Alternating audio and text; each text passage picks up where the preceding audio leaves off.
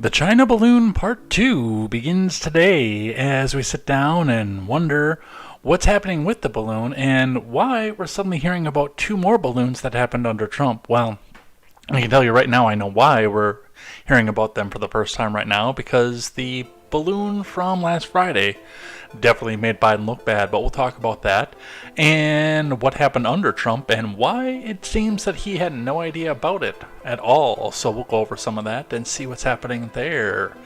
In other news, literally a tribute to Satan. Viewers slammed the demonic performance at the Grammys last week, and I will be watching this for the first time with you. I've seen some stills, but I have not seen the video, so we'll be talking about that and what the internet had to say about all of that as well. 3,500 are confirmed dead after massive earthquakes in Turkey and Syria. So we'll go over some of that and what's happening there. And an Arizona hospital is on the brink of collapse after spending $20 million in care for undocumented migrants. It is going to be all this and more. I got more votes than Kevin McCarthy. I am Jay Edgar, and this is Contemporary.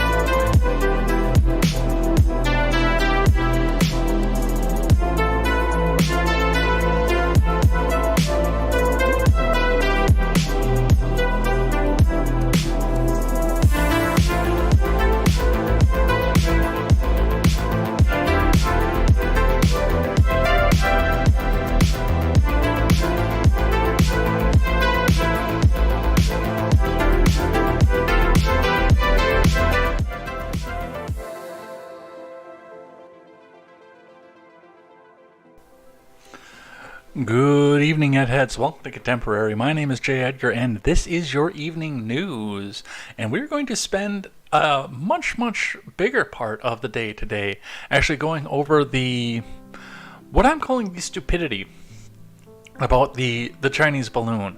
Because you knew, of course, that they're going to come back out and try to find some way to blame this on Trump. We've even talked about that. There was some Twitter activity going on where people were asking whether or not Hakeem Jeffries has blamed this on Trump, and I made a parodical answer, and then come to find out that I guess there were balloons that went over under Trump. I don't even know if I buy the fact that those are real right now, though, honestly, because the president wasn't briefed on them, and a Pentagon official did come out and say they were full of shit, but we are going to report on that. Based on the idea that there were balloons, we'll talk about that and what this could mean, and, well, part of why this is different, and again, part of where people are coming back. Even Biden officials are coming back and defending Trump over this, which is bizarre beyond all kinds of bizarre. Plus, we'll be talking about the Grammys, and we will talk just a bit about the State of the Union tomorrow. I think we're going to do Contemporary tomorrow, but an abbreviated Contemporary, and then I'm going to prep and we'll do State of the Union. So we'll just, unless there is some major news happening tomorrow, we'll hammer out an hour version of Contemporary. I'll hop off, we'll get some dinner, and we'll sit down and we'll go over some of that. I got some nice pulled chicken in the crock pot today, by the way, and there's way too much of that for me to eat tonight, so we'll have some of that for tomorrow too. Definitely looking forward to that. But we are going to go over all this and more over on Contemporary. Before we get started, make sure you guys go check out great programming such as The Daily Ignoramus, The Breakdown with Birkenhoff, The R-Rated Conservative, The Porch Boys. Go check out Tweets by Brit, Mr. Behavior, The No Grammys Podcast, and more as we come together to bring you a better news and culture experience. That is right. For too long, so many of us get our news and culture from people who wear suits that cost more than our houses. So why not get your news from people who have to make some of the same decisions that you have? I heard a little bit of Daily Ignoramus today, and I like the title, In the Jailhouse Now, because yeah, of course he is sitting through some of his delayed sentencing from his involvement, if you can even call it that. Again, I don't know how you can call yourself an insurrectionist or a violent insurrectionist at that point when you're in the middle of it, clearly reporting with a cell phone in each hand. Oops. That'd be like anybody who did wind up getting in from Fox News, which I think most of them just took cell phone video and took live streams off of that. Like, they jumped up and they stole that footage off of it, but that would be like, I don't know what an example would be of anywhere in history, but like if a reporter is out reporting on something, well, okay, let's call it the CNN guy. Remember the CNN guy back during the St. Jacob riots in Kenosha? The guy that was standing in front of the car dealer that very first night. That would be like saying that he was, or no, not even him, the cameraman was complicit in, and even an accessory to the burning of that car dealership, for saying that Stephen Ignoramus is guilty for violent insurrection, or accused guilty. I guess he was acquitted of that charge, but you know, he's doing his due diligence, he's doing his deed, and all the better for him. And all the awesome that he was able to get in and actually document one of the biggest moments in U.S. history, even if, unfortunately, all that footage was deleted by Google and Meta and everybody else. But go check out all that great programming, and let's get into the news of the day. We are going to start with finance. And by the way, no IBD today. I got one a little bit more current from investing.com instead. So let's go check that out over here on Contemporary. Let's get started. Let's get the live chat up. Grant is disappointed in me. Again, Grant is disappointed in me because I've touched a woman without being married. So, let's check into this here. Starting with the Dow. The Dow is down on the day. Previous close, 33,926.01. Today closing 34.9 points down, so barely down, but still just a little bit down at 33,891.02. It dumped off in the beginning of the day and climbed its way back up. It did briefly touch over the previous close before faltering back, so we'll be talking a bit about what happened today with that. Looking into Bitcoin, and we will stretch that out over the weekend. But on the day for the Bitcoin, it is at 22,757 US dollars and 30 US cents. That is a down day for the Bitcoin because it is down 179 US dollars even. About 0.75% drop today. Coming back out to the 5-day, you can see that we just have been, I mean, it stayed steady through Saturday, but come Sunday, the bottom dropped out of it before starting to bounce back, and it is trying to bounce back, but it just keeps dropping off of this, so we'll be watching what happens with this. Do remember that while Bitcoin has no physical solid value to it, the way people use it as a savings account, and the fact that it is, of all the assets out there, the most liquid, meaning you can, if you've got PayPal linked to your Coinbase, you can have cash in your account within 20 minutes. It is a good indicator of what the short term of the economy is going to do within the next 1 to 2 days, as it's the first thing that people can reach for if they do happen to have it, if they start to run out of food, gas, diapers, etc. So that's what we will see with that. We'll continue to watch the Bitcoin and see where that goes. And let's look at the gas prices in the Madison area. I actually have good news for once. Not very good news, because we still see a lot of threes on the screen here, but it is seemingly going down ever so slightly at this point.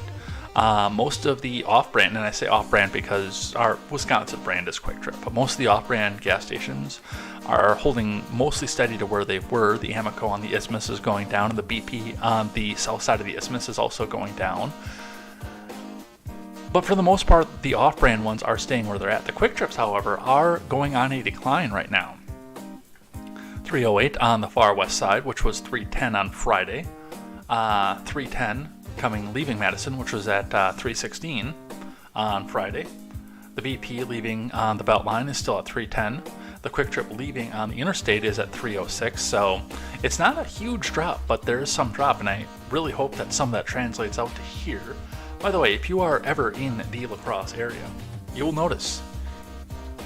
Well, I hope that you'll be riding with me, because, well, I hope that if I find out that a nethead is here, and you're not some sort of psycho that's going to sell my kidneys in a bathroom, but I hope that you'd be going around with me, and we drive through La Crosse, you will notice that all of the gas stations just about are Quick Trip. So, A little bit weird to see, a little bit bizarre, especially if you drive a truck that gets worse fuel economy on quick trip gas. Oops. I spend all the time looking around, driving around, trying to find a Shell, and I never find one. But that's what we have coming off of that. Let's grab one from investing.com.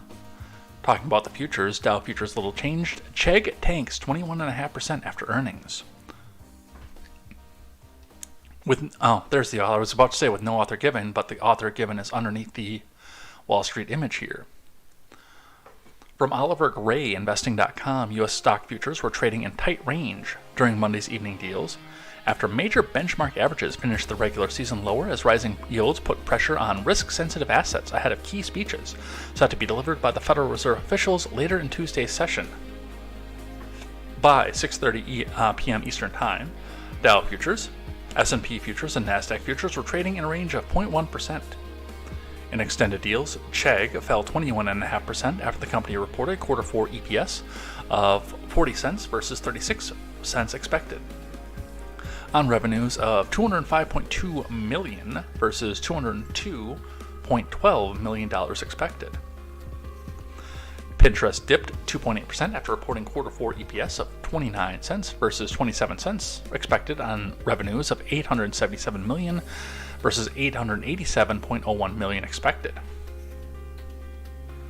Skyworks Solutions added 2.5% after reporting quarter 1 EPS of 2.59 rather, in line with expectations, while revenues were reported at $1.33 billion versus $1.32 billion expected.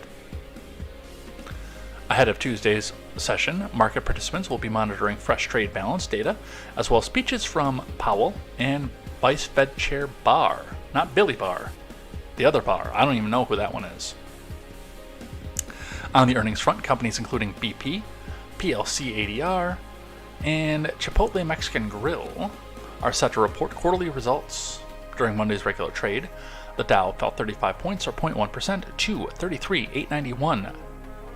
The S&P fell 25.4 points rather, to or 0.6% to 4111.1, and the Nasdaq dropped 119.5 points or 1% to 11,887.5.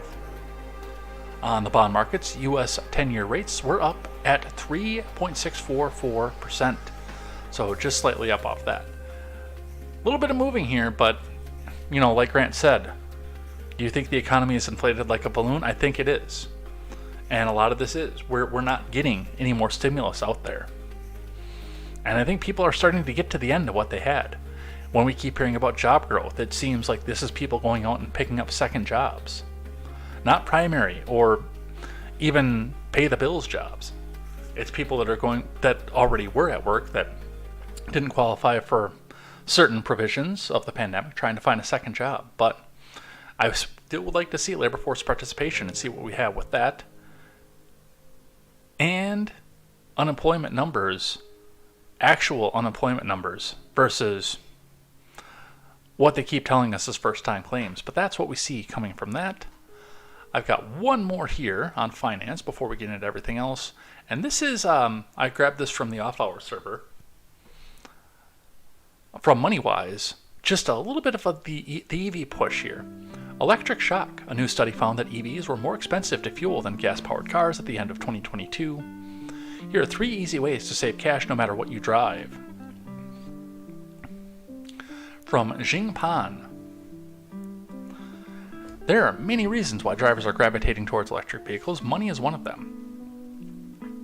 While EVs can command a higher sticker price, they have the potential to save you money in the long run due to lower running costs. I don't know about that. For instance, a 2020 Consumer Reports study found that ownership costs for the most popular EVs on the market under $50,000 are many thousands of dollars cheaper than the best-selling internal combustion engine vehicles in their class. The report found typical savings ranging between $6,000 and $10,000. However, while EV drivers don't need to stop at the gas station, they do have to pay for electricity, and that's not so cheap these days. According to a new study from the Anderson Economic Group, rising electricity prices combined with their softer gas prices made EVs more expensive to fuel than gas-powered cars at the end of 2022. In quarter 4 2022, a typical mid-priced ICE car Drivers paid about $11.29 to fuel their vehicles for 100 miles of driving, the study says. That cost was around 31 cents cheaper than the amount paid by mid-priced EV drivers charging mostly at home, and over $3 less than the cost borne by comparable EV drivers charging commercially. Of course, that doesn't exactly mean gas-powered cars are cheap to run. The national average price for mid-grade gas in the U.S. is still close to $4 a gallon, according to motoring and leisure travel agent AAA. So, and they're going to go back and try to tell you how to save some money off of that, which is, it's fine. There are some definite ways that you could do this, especially don't drive aggressively. Whoops. But the point is, and the shocker is that it is so expensive to go charge commercially. $3 less per 100 miles, so $15.29 per 100 miles if you only charge every time you go to the Hy-Vee or whatever little high-end retailer you have in the middle of Madison, or the middle across, or Eau Claire. I don't know if there are a lot of those in Eau Claire, honestly. Which boggles the mind. Well, no, it really doesn't, because people are finding a way to make money off people no matter what, and it is upcharged. Like, your commercial electrical, your commercial building probably does pay a little bit lower rate on electricity than you do because of volume. But they can turn around, especially if they own the charging station outside their business. And I don't know how many of them own the charging station versus lease it, or just somebody is allowed to go back and put something up there. But regardless of that, the ones that own the stations are upcharging you for that electricity. And yes, that is going to put a strain on your home electricity as well. And then the last part, the biggest part of that is something that I've been noticing around here, being around the industry, the automotive industry, as I have been for pretty much my entire adult life. And that is the fact that I do hear people talking about work vans that have gone EV. I know people who work at a dealership that is trying to convert themselves over to an EV work van dealership. And what I keep hearing is, when it gets cold out, like it does in Wisconsin, when it gets below 10 degrees, and let's not even talk about when it gets below 0 or 20 below like it gets around here, you don't get range out of these things.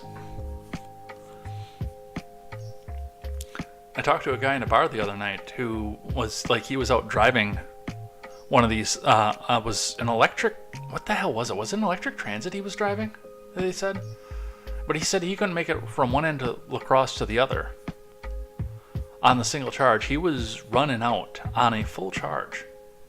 And that was on that day that we just had where it was a high of like 4. And that in and of itself has got to add up. Just by itself, when you're only able to go 20, 30, 10 miles sometimes on a full charge. So I am not, and I know that a lot of the audience here is against EVs. I am not, and nor have I ever been against EVs. You drive what you want to drive, what you need to, if it's in your price range, and it's what you prefer to save the planet or be smug or show the world how awesome you are, or just because you think it's a little bit cheaper. As long as it's within your budget, drive what it is that you want to drive. But as far as this taking over the industry, technologically, I don't think we're there yet. I think we could get there. I think we could get there in my lifetime, but I don't think we're there yet. I am a Vaporeon fan. And Umbreon, but that's mostly because there was a hot cosplayer that I saw in an Umbreon costume years ago. Man, I was still working in Madison at the time when I saw that. I don't know why that just came into my memory, but that's what we have for that. All right. One more in finance here for you, because we always look at the layoffs coming, especially when there's big ones to report. From Fox Business, Dell to cut 6,650 jobs amid diminishing demand for company's computers. From Landon Meehan,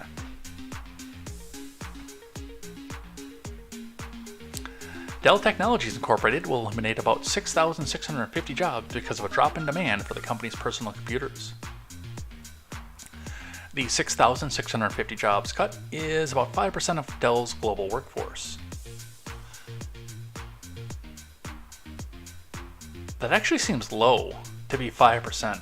I would have thought maybe 2 or 3%. Dell's co-chief operating officer, Jeff Clark, wrote a memo to employees that the company is experiencing market conditions that continue to erode with uncertain futures, according to Bloomberg News. Clark explained that previous cost-cutting initiatives, which include pauses on hiring and limits on travel, are no longer sufficient.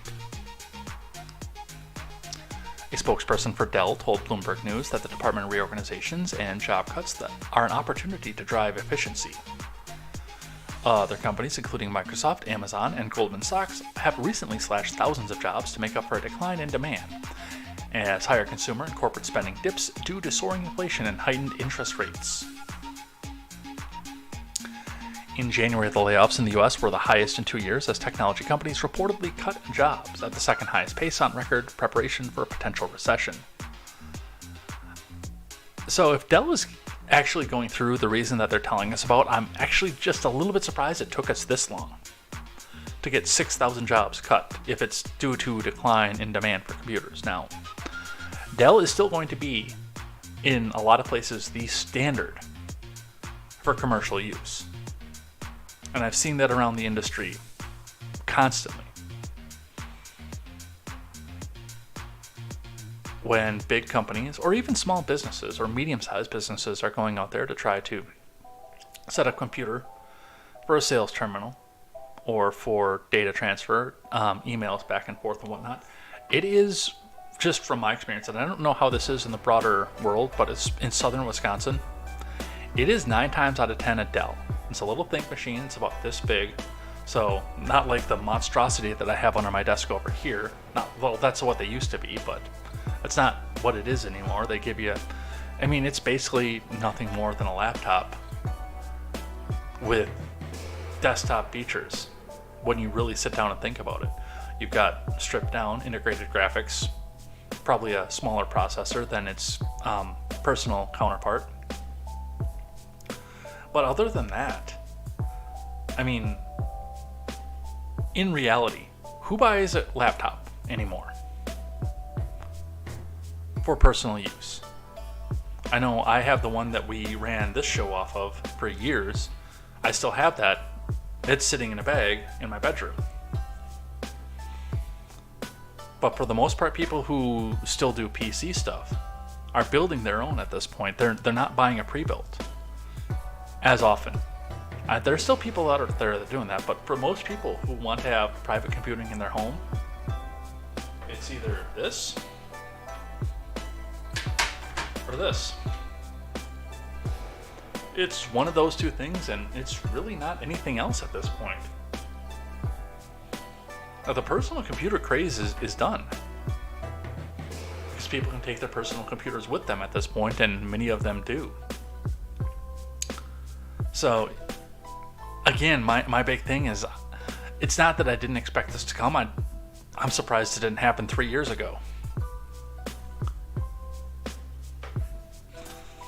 But that's where we're at for that. And sorry for all of you who worked for Dell. And it doesn't look really, honestly, like these ones are going to be coming back, because unless there's some major uptick in the personal PC gaming market, by the way, Dell, there's room for another console out there, especially if you want to go partner with Steam.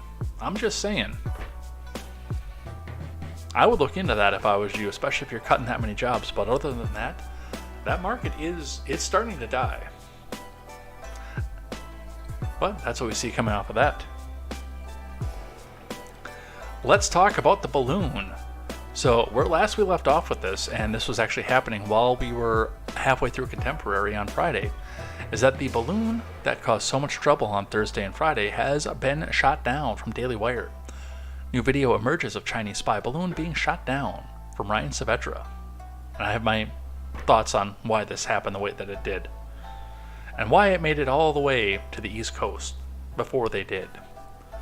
New video emerged Saturday afternoon showing close-up footage of the moment the U.S. military shot a Chinese spy balloon out of the sky over the Atlantic Ocean.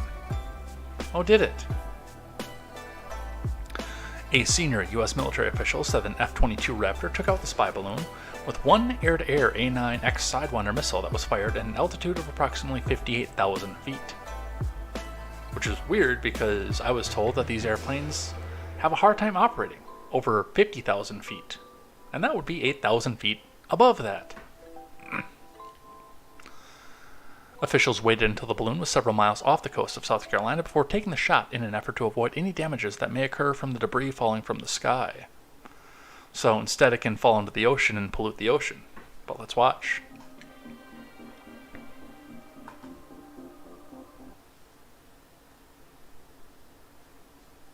Oh, there's no sound with that one.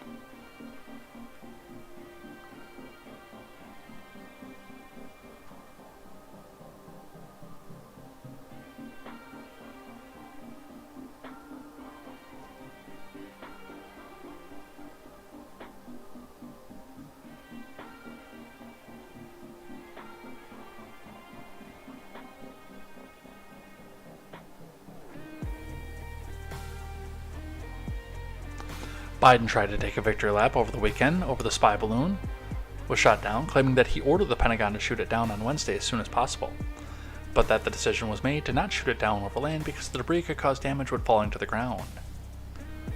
U.S. officials were reportedly well aware that the balloon had crossed into American airspace on January 28th and that it was over Idaho on Tuesday, but decided not to inform the public to not upend Secretary of State Antony Blinken's diplomatic trip to China. Lloyd Austin said the spy balloon was sent to the U.S. in an attempt to surveil strategic sites in the continental U.S. Biden faced intense scrutiny from top lawmakers who said that the spy balloon should have been shot down last month when it crossed over the Aleutian Islands, which it should have. But here's the issue behind this. Nobody lives on the Aleutian Islands. I'm recycling a little bit of what Styx had to say this morning because that's still fresh on my mind about this, but I mean, he's absolutely right on this point, which again is why I try not to listen to news before I do any of this, and I don't really listen to a lot of news podcasts anymore during the day like I used to. Man, I was a podcast fiend when I was first getting into this, but for the most part, all I listen to now is Styx and then Dumpster Fire because I think Bridget's funny. I know that's not a popular opinion among some more people who think that women can't be funny at all, but the big question here and the important thing to ask is why did we not do it over the Aleutian Islands? You know, there's no thought of debris falling and damaging property over there because very few people live there. And in fact, even getting out into somebody's farm field in the middle of winter in Montana is also not going to be a major issue at this point.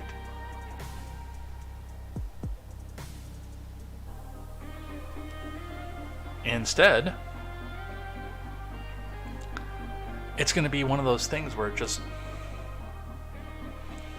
yeah, you'll get some debris here and there, but in the middle of winter, even if it's full of the virus, as people suggest off of there, it's cold in Montana. People aren't out in the field. And those viruses are not meant to make it in the cold. They're not designed or evolved to make it into the cold.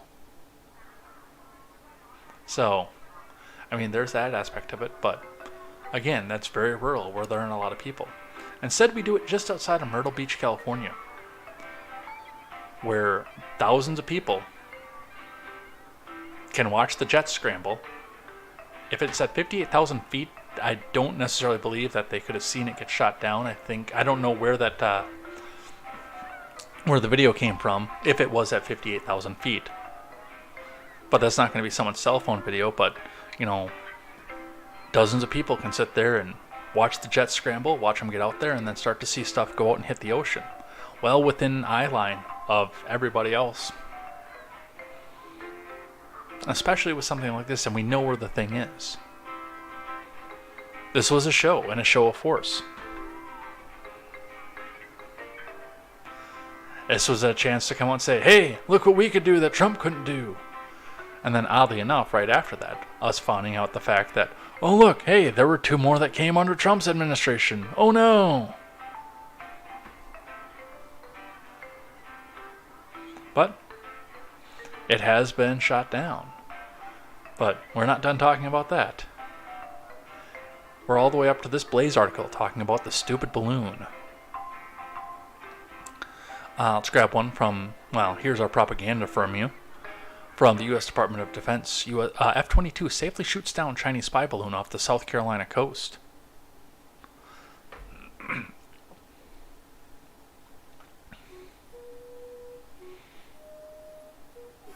I don't even know what MetaPC is, by the way.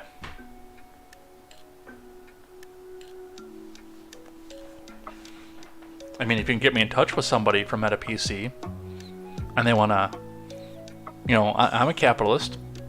I'll do an ad read. If it gets me, I don't know if I actually want a pre-built, but if it gets me a new graphics card, I'll do the dance monkey thing. Alright, this is from Jim Garamoni. F-22 safely shoots down Chinese spy balloon off South Carolina coast.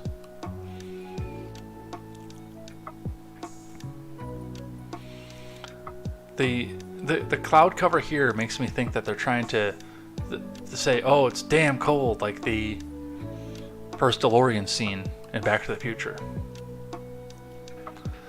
President Biden ordered the action on Wednesday, but it was delayed until the balloon was over water off the coast of South Carolina to ensure no Americans on the ground were harmed. The balloon, which was being used by the PRC in an attempt to surveil strategic sites in the continental U.S., was brought down above U.S. territorial waters, Austin said. The action was taken in coordination and support of the Canadian government. We thank Canada for its contribution to tracking and analysis of the balloon through North America Aerospace Defense Command as it transitioned North America. Austin said today's deliberate and lawful action. God, this is so full of propaganda. Holy crap. They want you to know that it was lawful. This isn't, by the way, for the American people. This is for China. No, this was totally lawful. You can't do anything about this.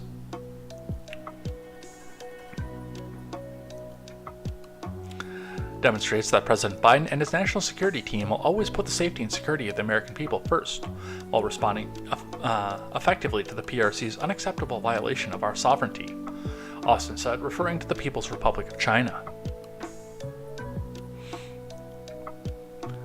U.S. officials first detected the balloon and its payload on January 28th, when it entered the U.S. airspace near the Aleutian Islands.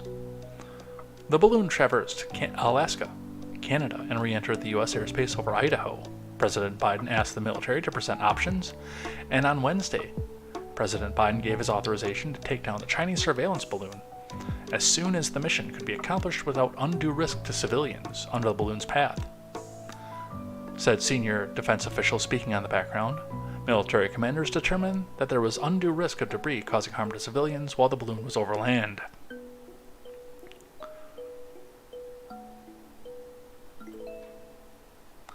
An F-22 Raptor fighter from the 1st Fighter Wing at Langley fired one AIM-9X Sidewinder missile at the balloon.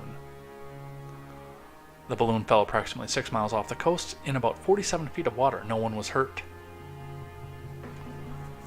Long before the shoot-down, U.S. officials took steps to protect against the balloon's collection of sensitive information. This is the part that gets me. Mitigating its intelligence value to the Chinese. How? Now see, I question this because it does appear that this was remote control to go a certain way, not just ride the wind. In fact, that was confirmed when they first started talking about mitigating and blocking its ability to transmit data. If you blocked its ability to transmit data, how come you can't block its ability to be steered?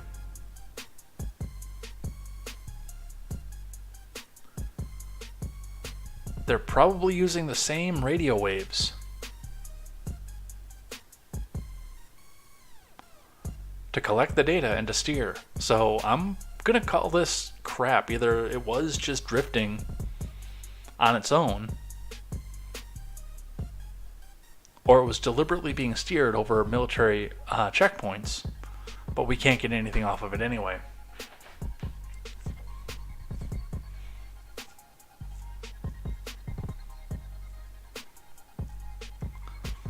The senior defense official said the recovery of the balloon will enable U.S. analysts to examine sensitive Chinese equipment.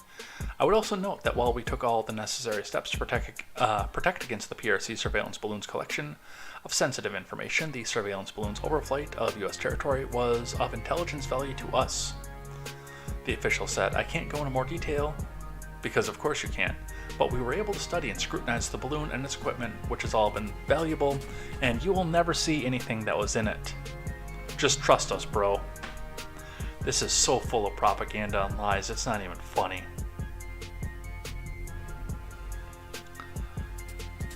The balloon did not pose a military or physical threat, which is why we've been calling it a spy balloon the entire time. But don't worry, it's not a military threat. Still, its intrusion onto American airspace over several days was unacceptable violation of U.S. sovereignty, the official said. Chinese balloons briefly transited the continental U.S. at least 3 times during the prior admin. And that's the other propagandistic piece.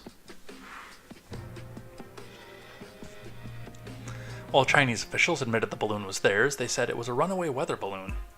The PRC has claimed publicly that the high-altitude balloon operating above the U.S. is a weather balloon that was blown off course. This is false. The official said this was a PRC surveillance balloon. The surveillance balloon purposely traversed the United States and Canada, and we are confident it was seeking to monitor sensitive military sites.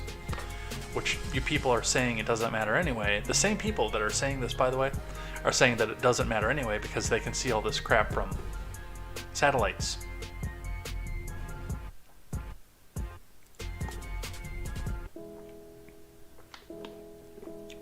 The mission now transitions to one of recovery. There are a number of U.S. Navy and Coast Guard vessels establishing a security perimeter around the area where the balloon came to Earth. They're searching for debris, said a senior military official, also speaking on background and making sure that you, Mr. Civilian, don't do it. And that's, by the way, part of the other reason.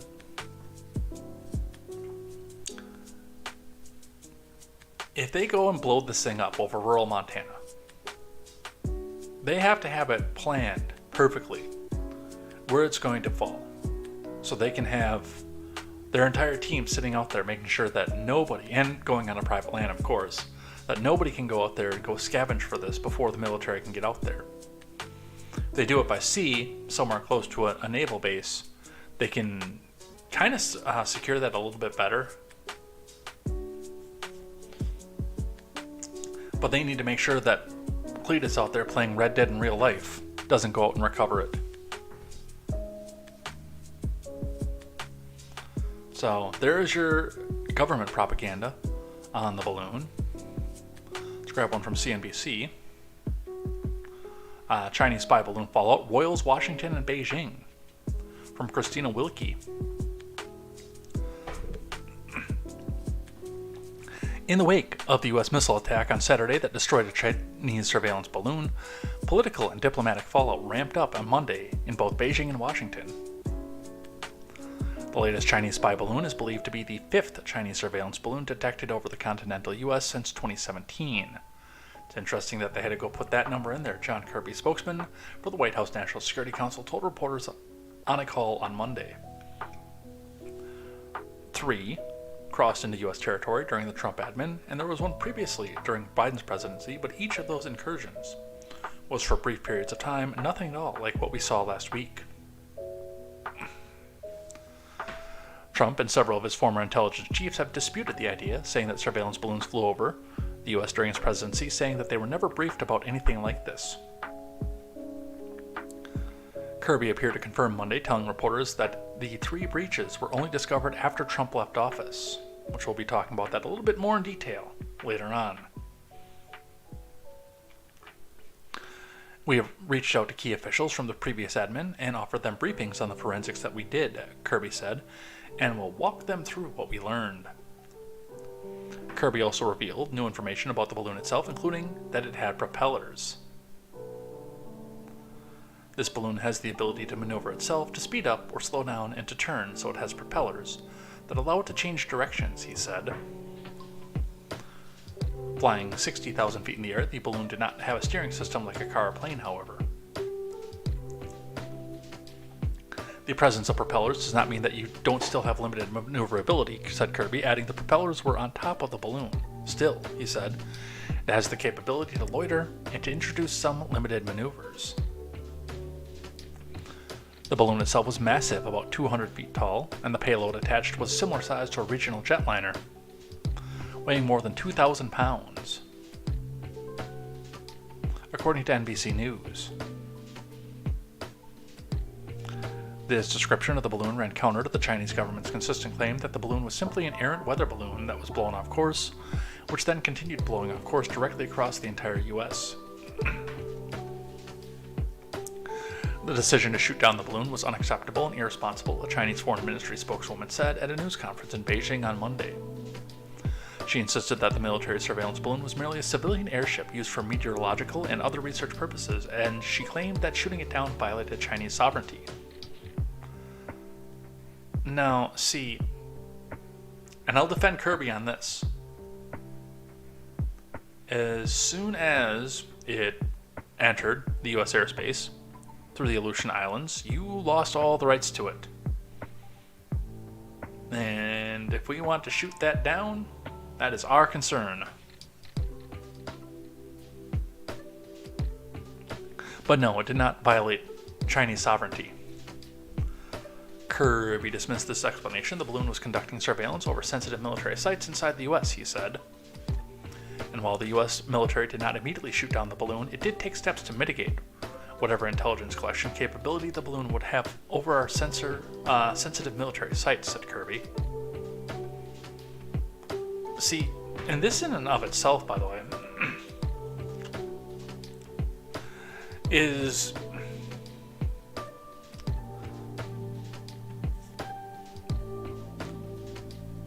it runs counter to their own narrative.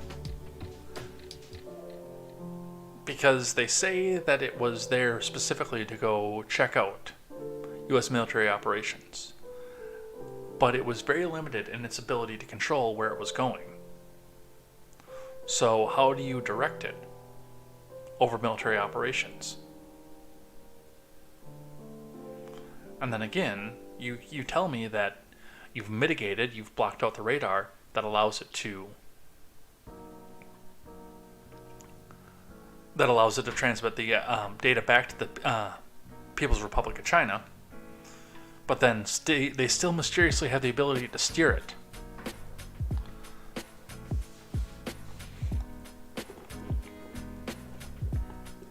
There's a lot here about what the government is telling us that doesn't make sense, but that's par for the course at this point.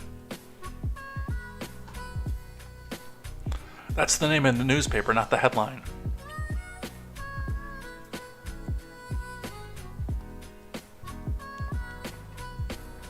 In response to Republican criticism of Biden for not shooting down the balloon earlier in the week, Kirby argued that the time during which the balloon floated over the continental U.S. presented the military and intelligence agencies with a terrific opportunity to collect intelligence.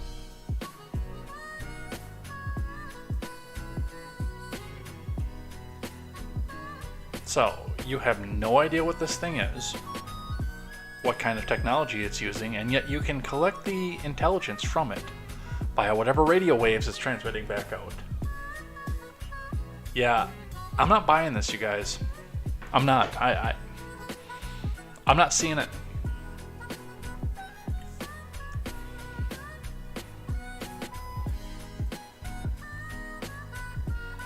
We had the time to put together an effort of our own to learn about the particular balloon and what its capabilities are, Kirby told reporters, and we're going to get more information from the recovery. Yeah.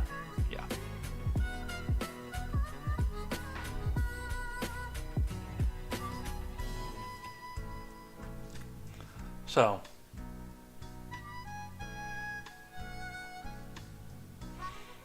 That's what that is. From the Associated Press, balloon bickering over Biden's actions and China's intentions. From Chris Magarian. Republican lawmakers on Sunday accused China of deliberately surveilling sensitive U.S. military sites with suspected spy balloon and said the Biden admin had given Beijing an intelligence opening by not downing the balloon during its high-altitude drift through American airspace. China, meanwhile, accused the U.S. of indiscriminate use of force when the American military shot down the balloon. Vice Foreign Minister Xi Wang said he lodged a formal complaint with the U.S. Embassy on Sunday over the U.S. attack on Chinese civilian unmanned airship by military force. The balloon's presence in the sky above the U.S. before a military jet shot it down over the Atlantic with a missile Saturday further strained the U.S.-China ties. America's top diplomat abruptly scrapped a trip to Beijing, and China's defense ministry said in a statement that the balloon fell into the waters off the Carolina coast, that it reserves the right to take necessary measures to deal with similar situations. Clearly, this was an attempt by China to gather information to defeat our command and control of our sensitive missile defense and nuclear weapon sites, said the chairman of the House Intelligence Committee, Rep. Mike Turner of Ohio, among the members of Congress on the Sunday news shows, and that certainly is an urgency that this admin does not recognize. Why would they have to do it that way? Can't they just buy it from Hunter or something? I mean, the documents are probably sitting next to a Corvette somewhere.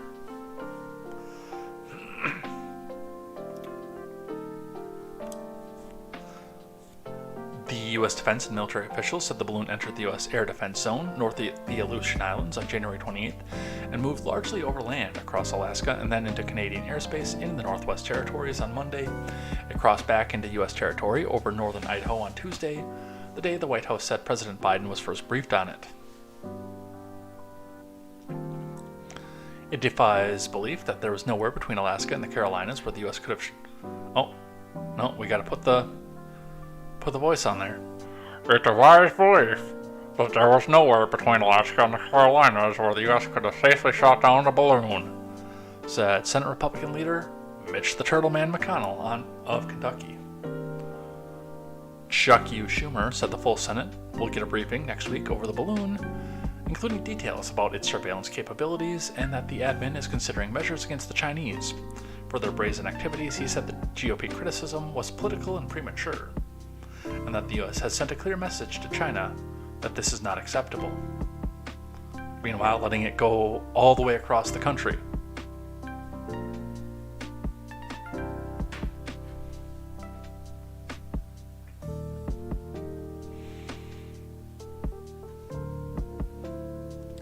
Got one from our friends over at NPR.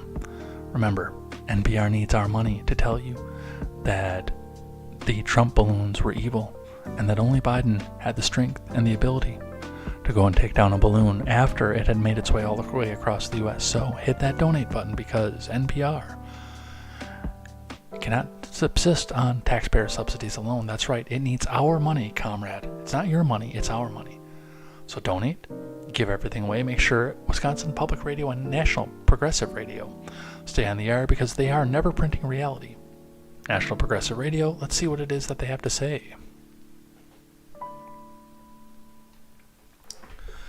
Greg Meyer writes, this wasn't the first Chinese balloon over the U.S. Why were the others ignored?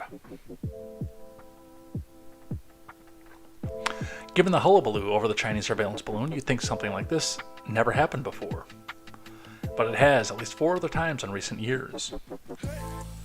According to U.S. officials, Chinese balloons crossed over the U.S. at least 3 times during the Trump admin, and at least 1 other time earlier in the Biden admin. However, the U.S. was not aware of the Chinese incursions at the time, according to the Air Force General Glenn Van Herk, the head of NORAD and the officer responsible for domestic air threats.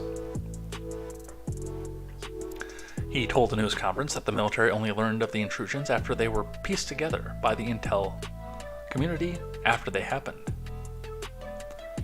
As the NORAD commander, it's my responsibility to detect threats to the North America, Van Herk said. I will tell you what we did. I will tell you that we did not detect these threats, and that's a domain awareness gap that we have to figure out. The intel community, after the fact, made us aware of those balloons that were previously approaching North America or transited North America, he added.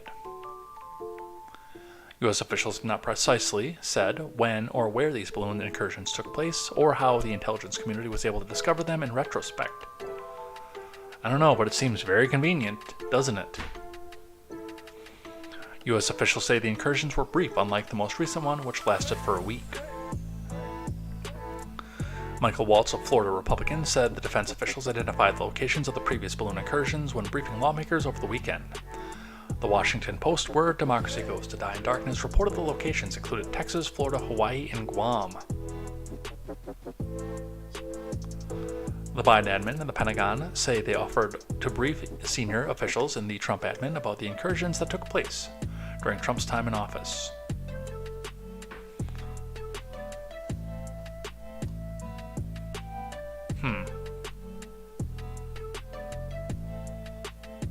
Kind of makes you wonder, again, how they were able to suddenly piece this together. The biggest part for me is I want to know what information that they gather that they can make this assessment, because that's what's bothering me about this whole thing. Grab another one from the Daily Wire. Blame Trump, the deep state's latest defense of the Biden Chinese spy balloon ineptitude. Well, again, that's not the headline. Blame Trump is not the headline. Blame Trump is the name of the newspaper. And when you're talking about the Associated Press, CNBC, NPR, CNN, Politico, and Axios, that literally is the name of the newspaper. From Tim Meads.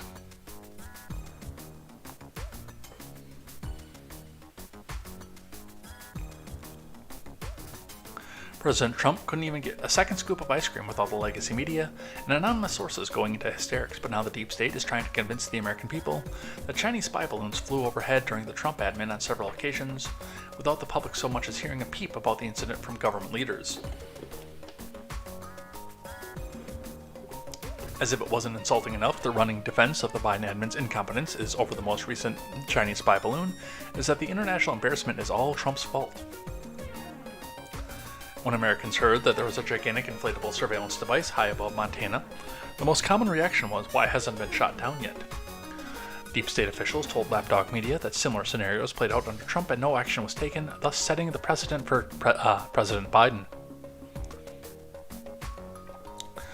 It has happened a handful of other times over the past few years, to include before the admin, an official told the Washington Post on Friday. In turn, numerous Trump officials rushed to defend the previous president.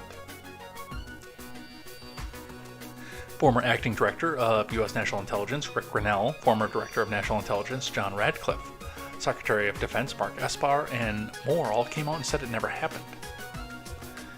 Even former National Security Advisor John Bolton, who by all accounts detests Trump, came out and said it would never occur. Yeah, not just that, but it would be politically advantageous for Bolton to be able to pin this onto Trump because of the fact that he is, even though all of the mainstream media and all the rest of the country has forgotten about it. Remember, Bolton is actively running for president right now.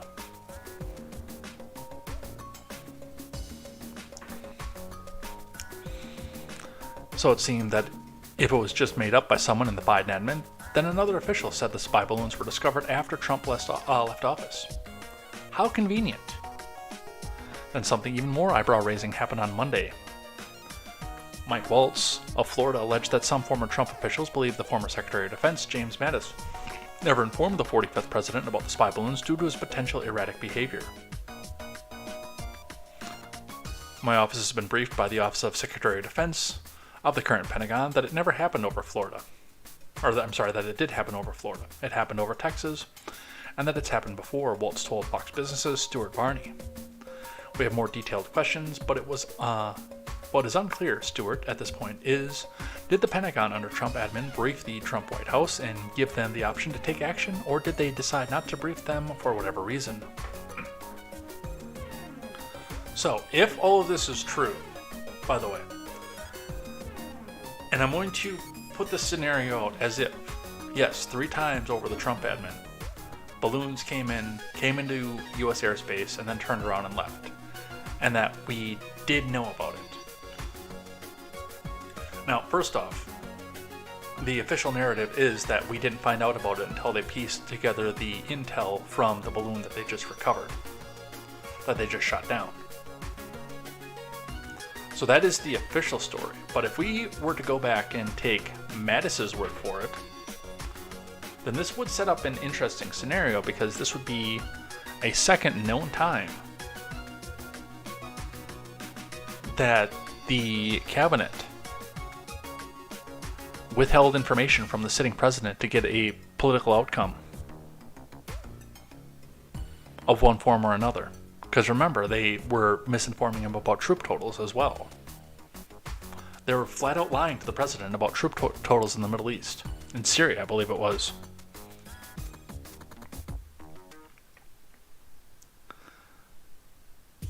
So there is a big problem in DC and the cabinet, if this is true, but I don't necessarily believe that this is true.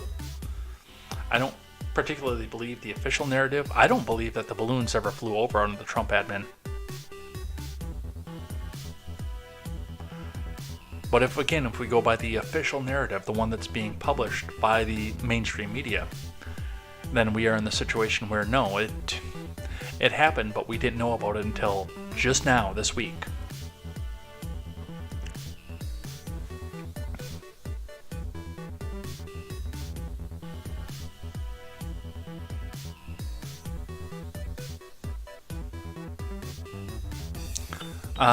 My office has been briefed by the Office of the Secretary of Defense of the current Pentagon that it happened over Florida, it happened over Texas, and it's happened before, Waltz told Fox Business' Stuart Barney.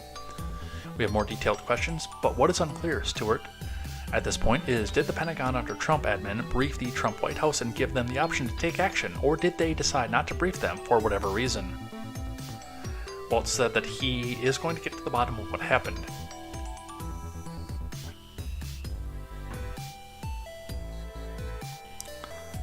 So there's a lot of problem with this, and it really honestly depends on who's telling the truth, because there are 3 different versions of this story wandering around right now. And when I say different versions of the story, I mean so different that they cannot coexist together. And by the way, if Mattis's version is true, then he needs to be taken out and tried for treason. Because he gave comfort and aid to an enemy that was making incursions into U.S. airspace. That's treason.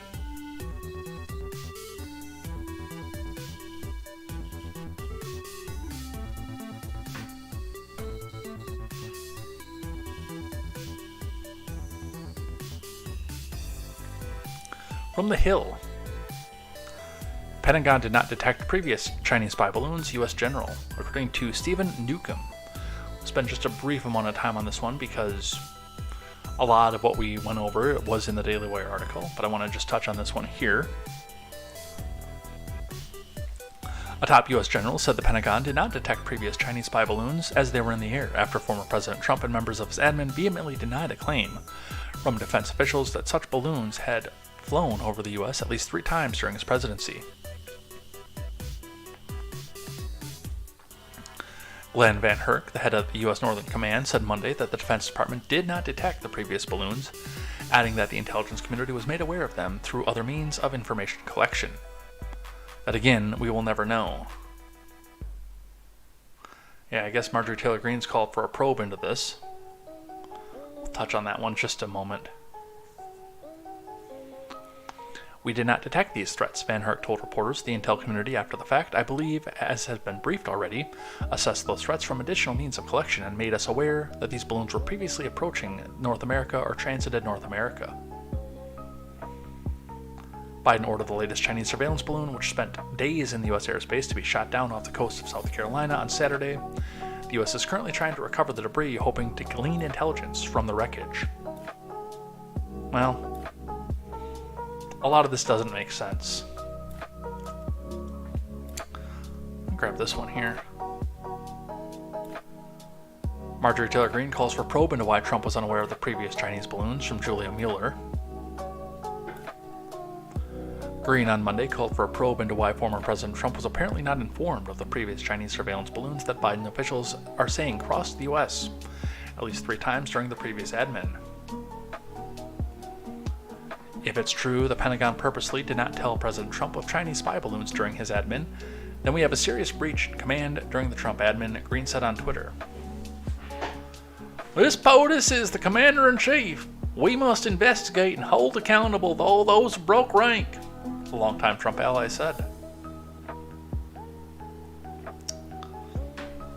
Well, I'd like to see what's happening with this, and I'd actually like to get some answers myself, but as far as what's going to happen and what we're actually going to get, a lot of that's not going to happen.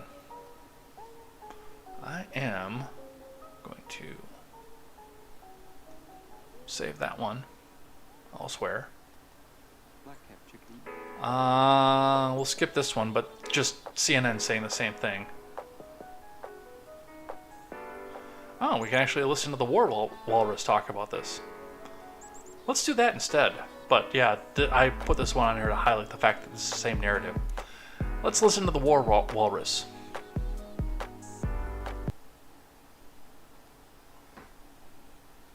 The other thing we heard from the Pentagon right after this happened last week as we were monitoring it was that this actually happened before when your boss, former boss, former President Trump, was in office. We're now learning from a senior administration official who says those previous occurrences were discovered after the Trump administration left office. I think you, as National Security Advisor, can you answer how did a Chinese spy balloon get into U.S. airspace and someone like you was not told, someone like former President Trump was not told, the former Pentagon chief, Mark Esper, said he was not told about any of this? How did that happen? Well, as far as I know, every Trump administration official who's been asked has said they didn't know anything about it. I will say this, if there was any actual knowledge that these balloons were over the United States and higher authority wasn't told, that's a serious problem. That's a serious problem. That's not what the Biden administration is saying. I wrote these words down. I was so stunned by them. One official told Fox News that the balloons went undetected, and then said, 2 things can be true at once. This happened and it wasn't detected. Well, if it wasn't detected when it happened, how did we detect it more recently? Did the Biden administration invent a time machine? What is the basis of this new detection? Now, I understand that the administration has offered to brief former national security officials from the Trump administration. They haven't called me. I'm not waiting by the phone for it, although I'd take the briefing if they offered it. I think Congress has got a lot of questions here. This was a botched effort from the beginning. And by the way, the fact that there were earlier transits of part of the United States territory, which I think the administration made public to say it's nothing new, don't worry about it, proves exactly the opposite. The very fact, if it is a fact, that the Chinese have tried this before should have alerted us and should have caused us to take action before the balloon crossed into American sovereign territory.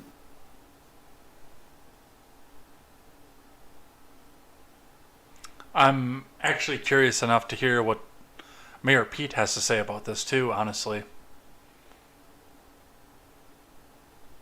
And you know what? We're going to do that too. None of this was planned, by the way.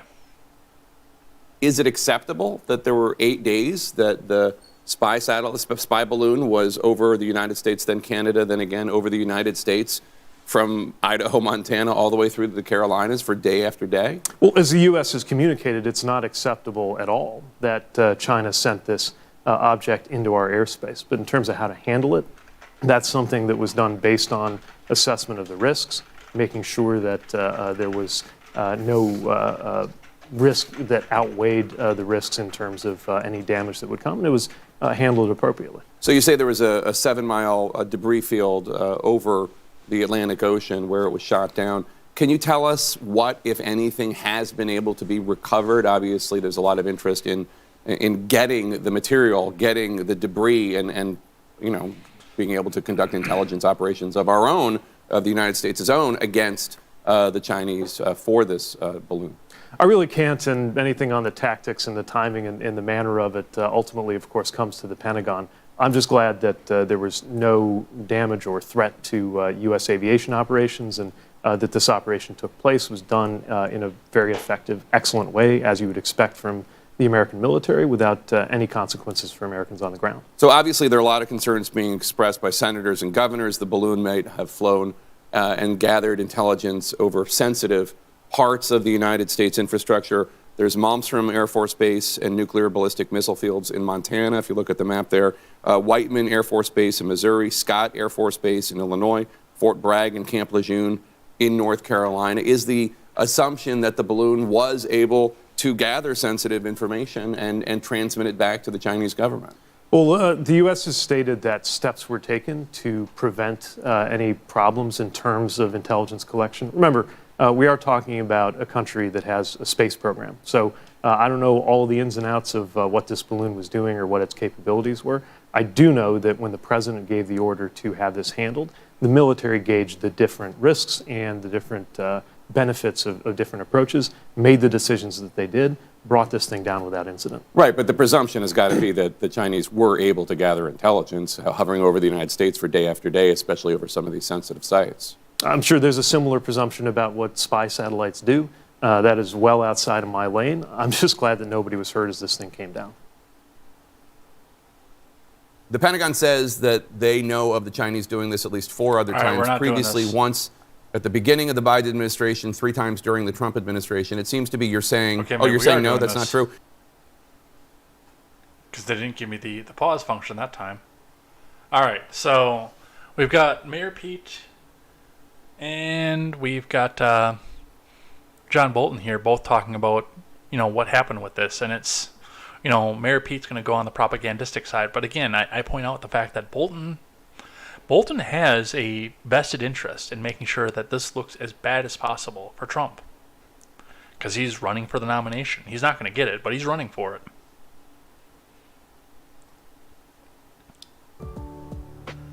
Let's grab one from Politico. Biden admin offers to brief Trump officials on past Chinese spy balloon incursions. Now, see, I don't understand this necessarily, because this doesn't do anything. Like, legitimately, there's nothing to be done now except point the finger, put the middle finger up and say, haha, you missed this.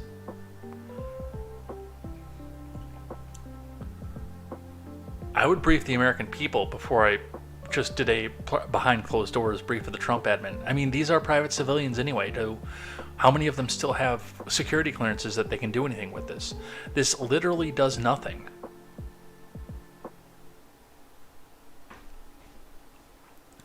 From Alexander Ward and Laura Seligman. The Biden admin is willing to brief former Trump officials on newly discovered intelligence that China sent spy balloons into U.S. airspace during their time in charge. The offer, described by senior Biden officials on Sunday, comes as former President Trump and senior members of his national security team say they were never briefed on such incursions by a Beijing-sent aircraft.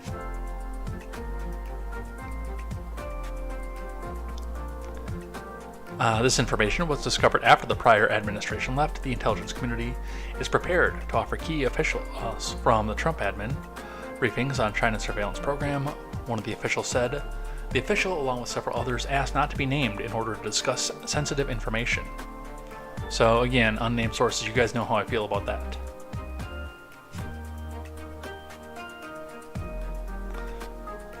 Hey, Gaines is here. I haven't seen Gaines in forever. With the globe, too. Yeah, apparently it was a 7-mile wide debris field, which is that's why we're not shooting it down over the U.S. or over Montana, because it might hurt somebody in 7 miles.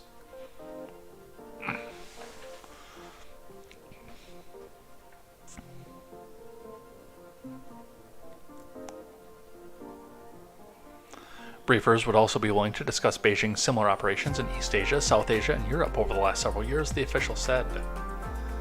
The proposal to brief the Trump officials is the latest development following the military shootdown of a Chinese spy balloon on Saturday. 7 days after it entered U.S. airspace, Republicans and former Trump officials said this week that they would have downed the airship as soon as it appeared and criticized President Biden for waiting until the balloon was over water before bringing it down. Man, that smells good. Yet on Saturday, a senior defense official said that Chinese spy balloons entered the American airspace 3 times during Trump's tenure, and once before during the current admin. The admin officials didn't detail how they learned of these events so long after it happened. Still, it helps explain why 5 senior Trump admin officials told Politico on Sunday that they were never told of such incidents occurring when they were in office. This never happened. It would have never happened, Trump told Fox News on Sunday. It never happened. It's the worst. I wouldn't have let it happen. I am the best military commander out there. Never would have happened. Okay?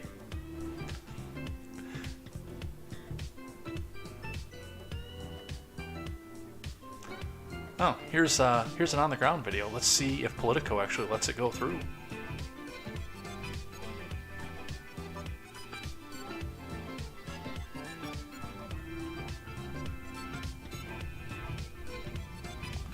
No sound again.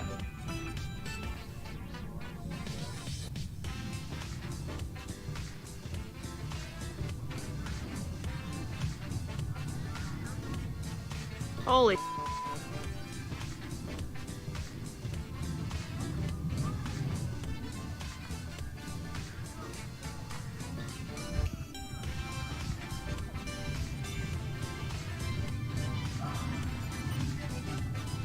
Holy.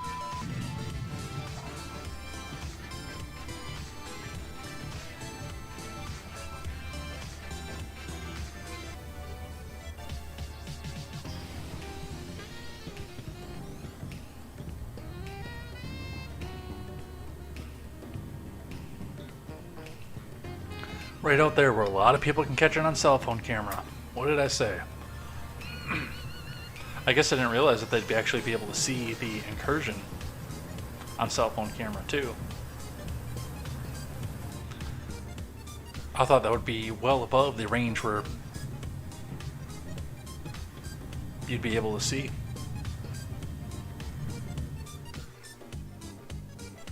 Another one.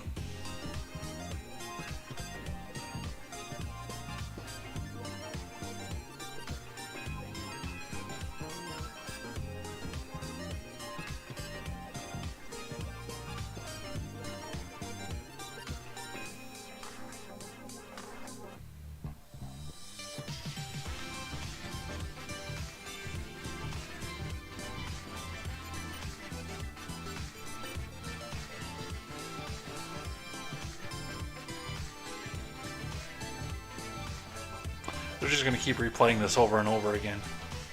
So 2 angles of that from the ground.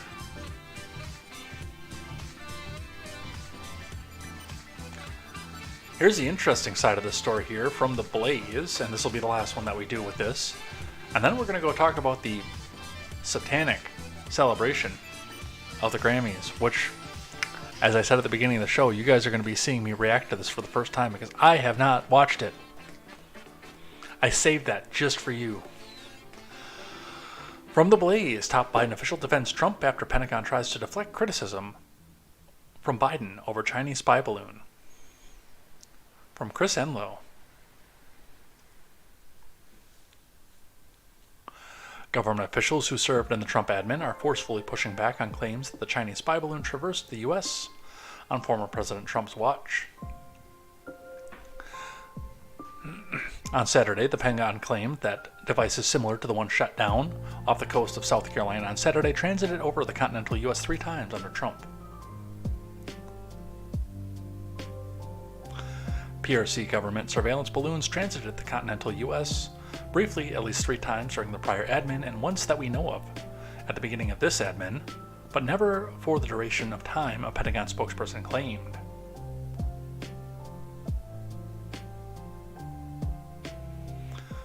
But what are officials saying? A top Biden admin official told Fox News that Chinese spy devices indeed flew over the continental U.S. under Trump, but their flights were discovered after Biden became president. This information was discovered after the Trump admin left. The official said they went undetected.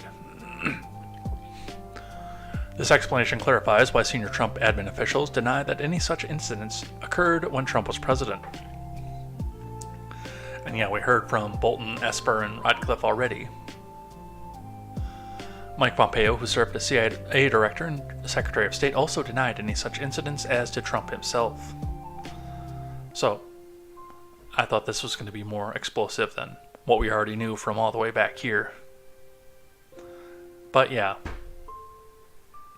they immediately tried to go with "but Trump," and, well, it just doesn't work.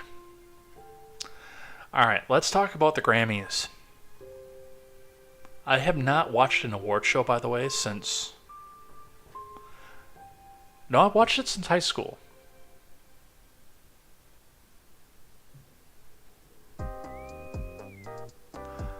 Literally a tribute to Satan, viewers slammed demonic performance at the Grammys. From Daily Wire News.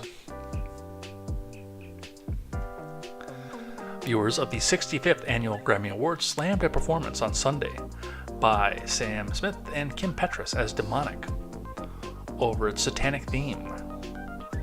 The duo, who won the 2023 Grammy Award for Best Pop Duo Group, which, by the way, I don't know who either of these people are, just so you know. Performance for Unholy was surrounded by red lights with a fire backdrop. Smith wore a hat with horns and was encircled by dancers that used props that had allusions to BDSM themes, according to The Hollywood Reporter. The song praises Balenciaga. Social media influencer Ian Miles Chong noted in a tweet that contained a screenshot of the song's lyrics, which we will read. But let's watch the video first.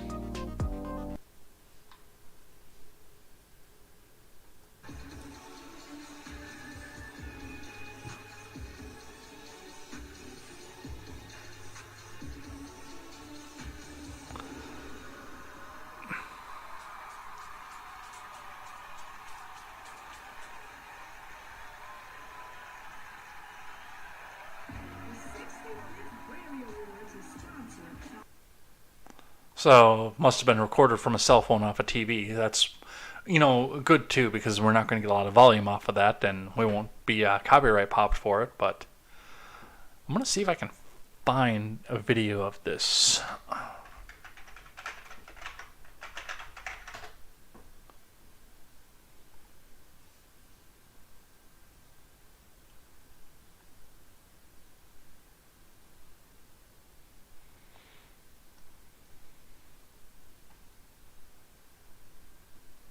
Night at the 2020. Not this one. Yeah, I'm going to use this one actually because it mostly is images. I wasn't going to use that at first, but then it's mostly images, and if we go muted and the talking over it, then we won't get copyright hit. So. Kim Petras and Sam Smith had an epic night at the 2023 Grammys. The duo hit the stage to deliver a majorly racy performance of their hit song Unholy. Kim was seen on stage in a cage surrounded by dancers with whips. Sam rocked a bright red top hat with horns while belting out the song for the audience, and the crowd went wild for their performance.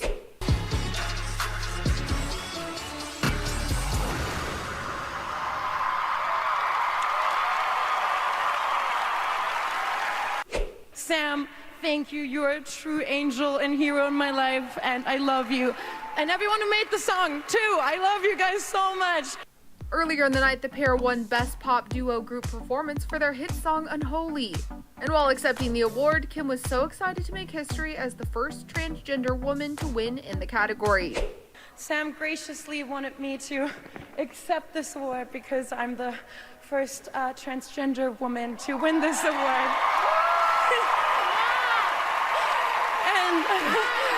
And I'm so...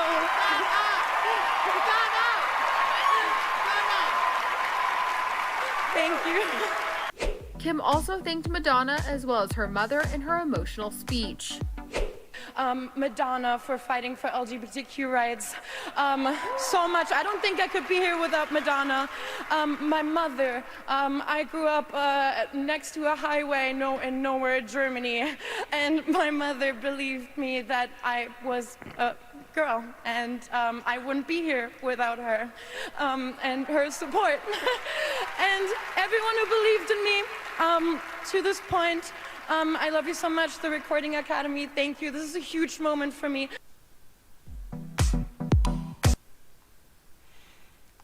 Okay, so the long-haired one is well, I guess they're both dudes. I thought it was the other one. But anyway, yeah, that's the video and some of the speech that went with that. In the song Sam Smith is singing in the clip above, Unholy, he praises Balenciaga. So we will read in prose fashion. If you, I'm just kind of glancing through this here. Earmuffs. If you got the kids here, earmuffs. A lucky, lucky girl, she got married to a boy like you. She'd kick you out if she ever knew about all the crap that you tell me that you do. Dirty, dirty boy, you know everyone is talking on the scene. I hear them whispering about the places that you've been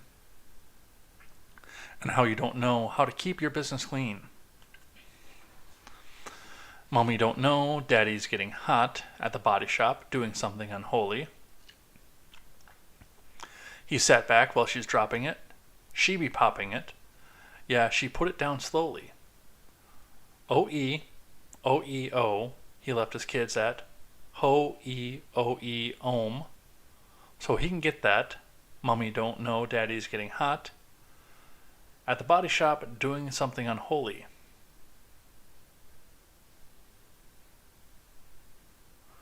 Daddy, daddy, if you want to drop the addy, give me love, give me Fendi, my Balenciaga daddy. You're going to need to back it up, because I'm spending on Rodeo. Petras, who's a biological male, said after the controversial performance, I think a lot of people honestly have kind of labeled what I stand for, and what Sam stands for is religiously not cool. Well, you're in Hollywood, so most of what you do is religiously not cool. I don't know why the exception would be with this.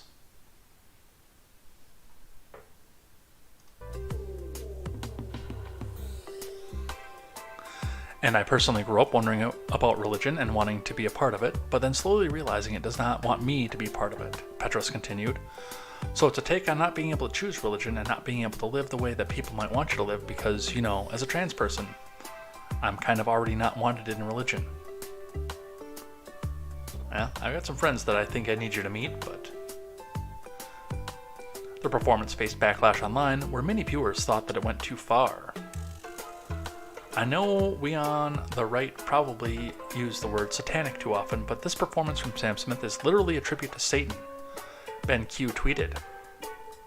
Liz Wheeler tweeted, don't fight the culture wars, they say, meanwhile demons are teaching your kids to worship Satan. I could throw up.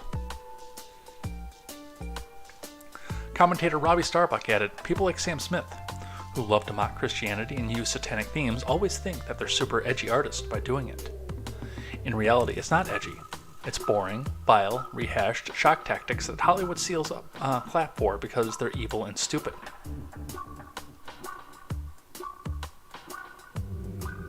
So that's some of the backlash to this, and I mean, like they said, we do tend to use satanic too often. I'm guilty of that myself, but I mean, right here, and this is immediately after they dropped Lilith the Demon Queen as a tribute to Ruth Bader Ginsburg. We got more from the New York Post on it. Sam Smith's Satanic Grammys performance slammed, sponsored by Pfizer. Yes, that's the other part of it, is that Pfizer was the one that sponsored this. From Jack Hobbs.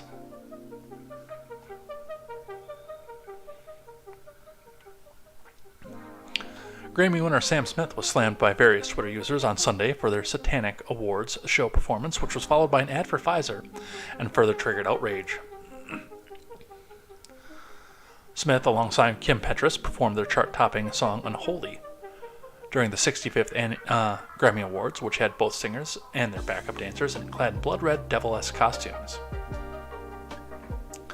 The non-binary singer rocked red high heels and leather pants and a crimson shirt matching collar. Later, he wore a top hat with horns and completed the look with a cane. Petras spent the performance in a little red dress while performing in a cage surrounded by whip-wielding backup dancers. At the beginning of his act, Smith is seen crouching at the center of several grudge-like dancers.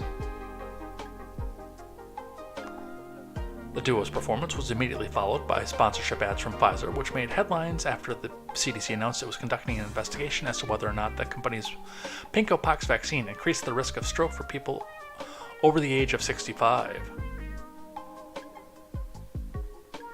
So is this going to show where they go straight to a Pfizer commercial?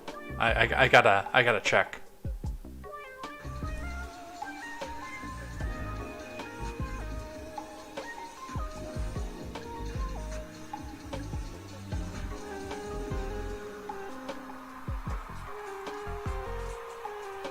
Or is this just going to show the end where they flip out to the Grammys clip? I think it's... Oh, yeah, there it is, right there.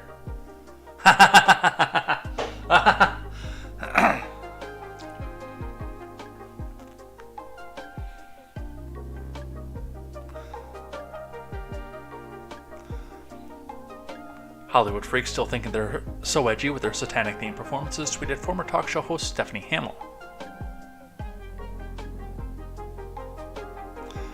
Another Twitter user condemned the sponsorship of the medical company after the awards show.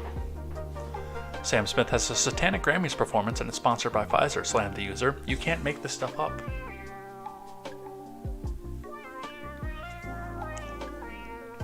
Sam Smith's satanic performance at the Grammys ended with a Pfizer commercial, said another user. You can't get it more on the nose than that. Pfizer and Hollywood deserve each other. So,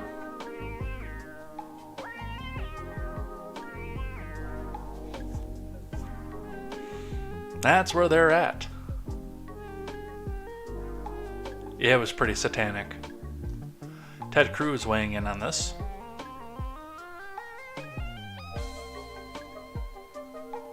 Ted Cruz declares the Grammys evil after Sam Smith's Satan-themed set has conservatives saying it encourages devil worship.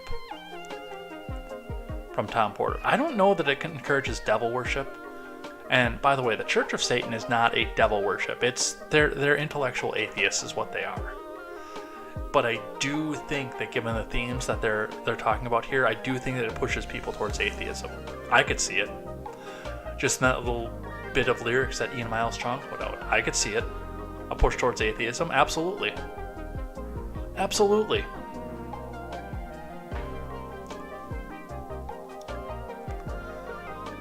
Ted Cruz denounced the Grammy Awards as evil after Sam Smith and Kim Petras performed a Satan-themed set at the ceremony Sunday night.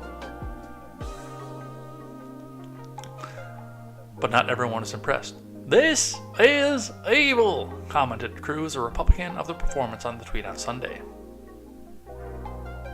He was responding to a clip of Smith's performance posted by conservative podcaster Liz Wheeler, who commented, "Demons are teaching your kids to worship Satan. I could throw up." Again, the Church of Satan is not necessarily a worship of Satan, and even the lyrics that Ian Miles Strong put out, this is more of a glorification of atheism than anything else.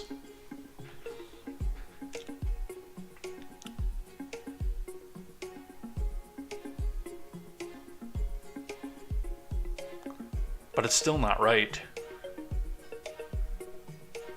Alright, we got to talk just a bit about the State of the Union, which, by the way, is going to be broadcast on this channel. I don't know if I'm going to go with the YouTube or not. I mean, I'm going to go on the YouTube definitely pre-show to announce while we wait for the houseplant in chief to come to the stage, but we will be going in full on DLive and Twitch. So if you're not following the DLive or the Twitch, make sure that you are before tomorrow night. The DLive is dlive.tv/edsblog Twitter, and the Twitch is twitch.tv/jedgar101.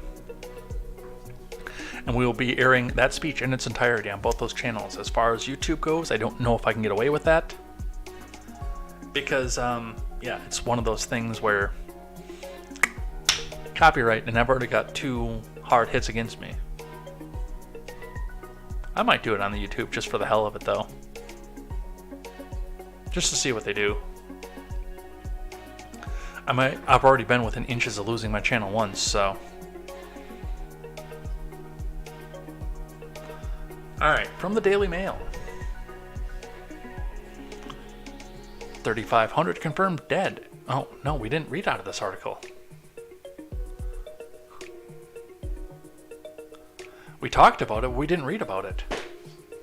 White House making changes to China section of the State of the Union speech after balloon is shot down. From Carol E. Lee and Kristen Welker, Mike Mamoli, and Monica Alba. Some of the lines in President Biden's State of the Union address that refer to China are being edited after the shooting down of a surveillance balloon that made its way across the U.S. last week, according to 3 people familiar with the speech. And by the way, Biden is currently, right now, in his Bacta tank, being shot full of whatever CIA drugs they can get to him before they release him back out of the Bacta tank to make a 2-hour speech and then put him back in before he breaks. Parts of the draft remarks for Tuesday night's speech, which was long included, a section for China, could be tweaked after the balloon captured the attention of Americans and drew the ire of Republicans who have criticized both the president and his admin for their handling of the situation, the sources say. $10. $10 right now, says he goes back and tries to talk about the incompetence of the previous administration. I will get a donate link set up so I can collect on that, but $10 says that yes, he makes that a part of the speech.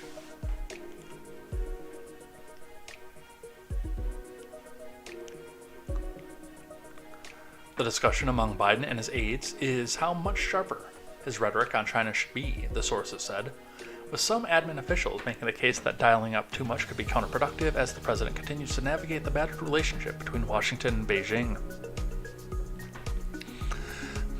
One White House official said, "We've been clear that we will defend American values and advance our interests while maintaining open lines of communication with China." Another official, who was asked if there would be a specific mention of the balloon in Biden's speech, said, "It will likely fall more broadly under a larger umbrella of major foreign policy themes reasserting America's leadership on the world stage." Well, we'll see tomorrow. Tune in tomorrow night, 8 p.m. Central Time, for 2 hours of Biden wondering where he is. Alright, now we will talk about Turkey and Syria. 3,500 confirmed dead after a huge earthquake in Turkey and Syria, but thousands more fatalities feared, following tragedy which left victims shaken like a cradle as trapped survivors begged to be rescued on Facebook Live amid fears that they could freeze to death. From Matthew Lodge, I guess I didn't realize it got that cold, and I suppose even in the desert at night it gets really cold because there's really nothing to hold the heat in. But I guess I didn't realize it got that cold in the Middle East.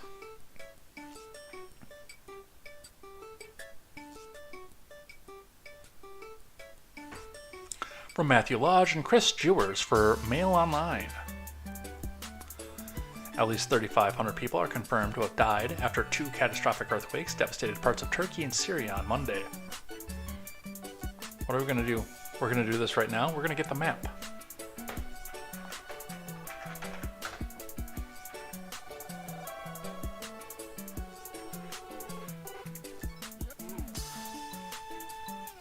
Just so our libertarian friends can't say that we're talking about places that we can't point out on the map, we'll get the map out. So we're right along in this region here.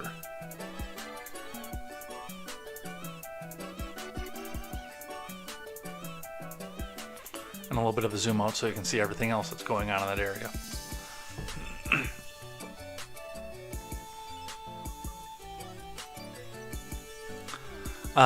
Thousands of more fatalities are feared in the coming days after a 7.8 and 7.5 magnitude tremors in southeastern Turkey caused buildings to collapse on people as they slept in their beds in the early hours of the morning.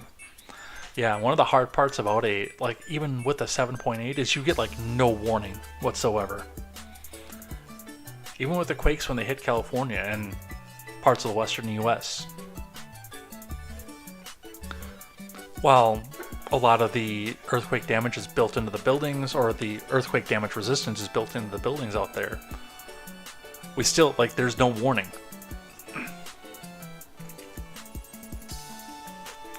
Witnesses describe being shaken like a cradle as the first severe quake struck, the fallout of which has left many people homeless as winter snowstorms and freezing temperatures hit the region.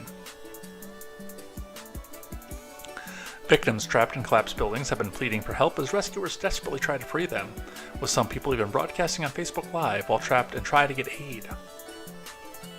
Heartbreaking photos and videos have shown emergency services pulling the bodies of children from the rubble. And there is, by the way, one of the buildings going down.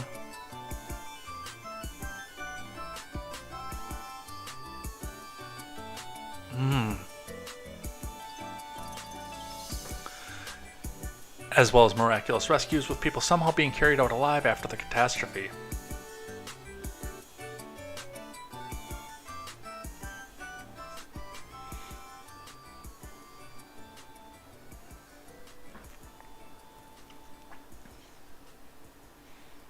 There's some of the aftermath of it.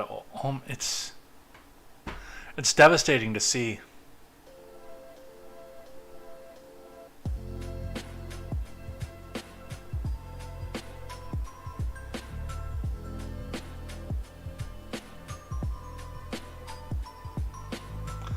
So, and they brought us a map too. There's the first one near Gaziantep, which is close to that place that libertarians don't know where it is. And the epicenter was there, but again, that's shaking all the way out to this place that libertarians don't know where it is.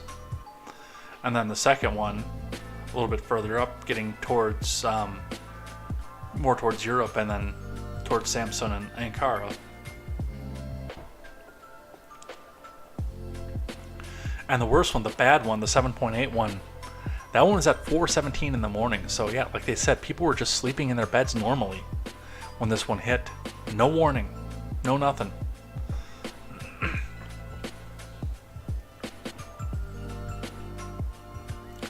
Then you've got what appear to be red lines coming back out, banding out to where people allegedly could feel this thing from. So.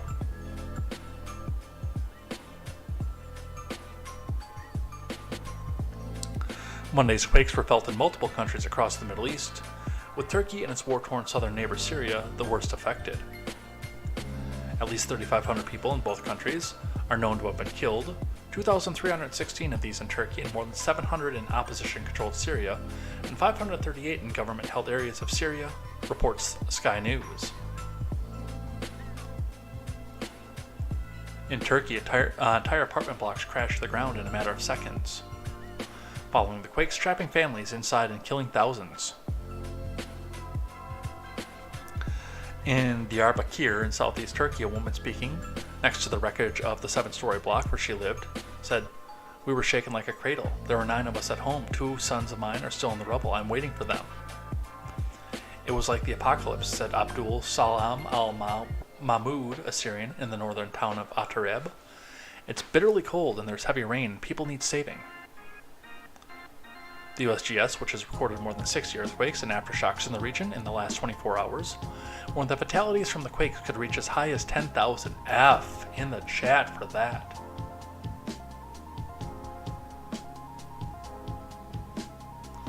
Countries from across the world have offered aid, with rescue workers from Europe, Asia, and the Americas all flying in to help the efforts of the emergency services. Good on them.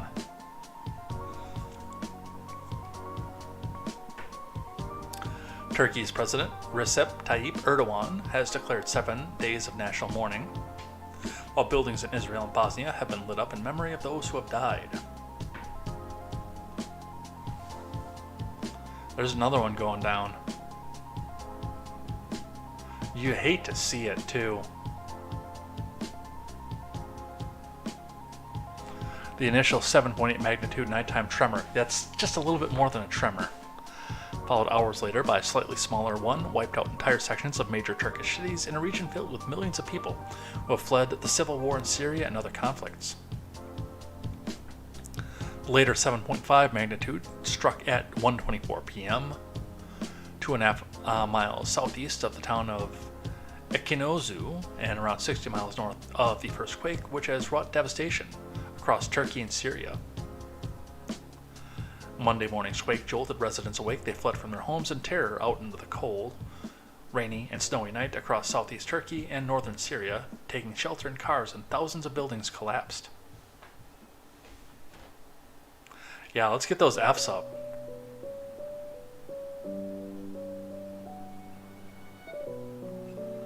As Monday rolled on, concerns grew for people trapped under the rubble as thousands of rescue workers across a 200-mile radius jumped into action, searching through tangles of metal and giant piles of concrete for survivors who could be heard calling out from underneath the wreckage. Terrifying videos and pictures from across the region showed the destruction caused by the quake. One clip from the border town of Azaz showed a rescuer desperately running through a field of debris with an injured child in his arms, while another showed a total collapse of a building in Sanliurfa, Turkey. So, a lot of bad, and we'll probably be watching this for a couple days and seeing as, we move from rescue mission on to recovery mission, which is unfortunate. And yeah, I easily could see 10,000 the way that they're packed in like that. Easily. Let's see. Here's one in Today in Stupid. And then we might jump off to, because it is Monday night, which means that the Majora's Mask playthrough is going on the Porch Boys channel. We might jump off after this one, do Ferengi Rules of Acquisition, and head out of here for the day. Plus, I'm hungry, and I can smell that Parmesan garlic chicken from here, man. Man, do I want some. Aramark apologizes for unintentional insensitivity after serving students chicken and watermelon on the first day of Black History Month. Not just chicken, but chicken and waffles on top of it. From Lauren Edmonds. Students at a New York middle school were served chicken and waffles with a side of watermelon on the first day of Black History Month, prompting the school and food vendor Aramark to apologize. I mean, you could have completed the racist trope and gone with collard greens, too. Did anybody ever think of that? If you're going to go whole hog. The school lunch in question was served to students at Nyack Middle School on February 1st. A decision that upset some students and parents. As Insider's Angelica Cheyenne reported, foods like watermelon have often been rolled into stereotypes against Black Americans, so fried chicken and waffles, just so you know. They were asking people if they want watermelon, and I remember being confused because it's not in season. Honore Santiago, a student at Nyack Middle School, told WABC. She added, "Didn't think the company was capable of making us feel bad, especially kids my color."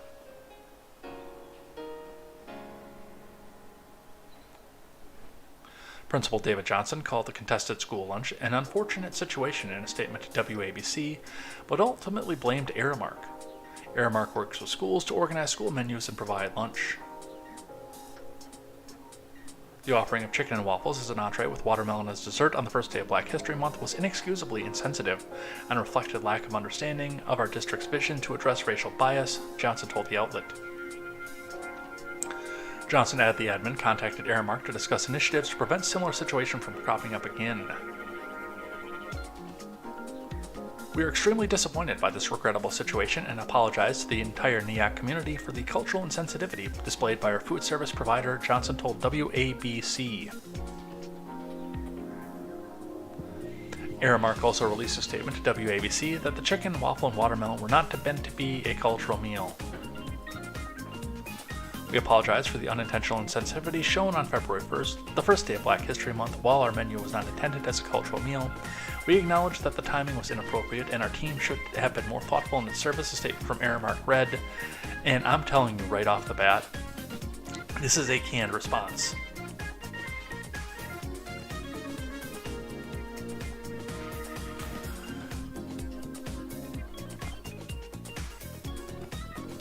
From what I understand, and this is not confirmed in this particular article, but I've heard this on other sources that are not green check verified, so I don't know if this is true or not. Take what I'm about to say with a grain of salt. But from what I understand, they actually changed the menu too. Like, this was not originally what was supposed to be on the menu on February 1st. And yes, like Honore was saying earlier on in the article, watermelons are not in season, which means that they had to go out of their way to get watermelon for this on top of it. Now, here's what I think happened. Aramark, in a particularly poor area, because I don't know anything about Nyack, but Aramark in a particular, I should say poor area. That was wrong of me.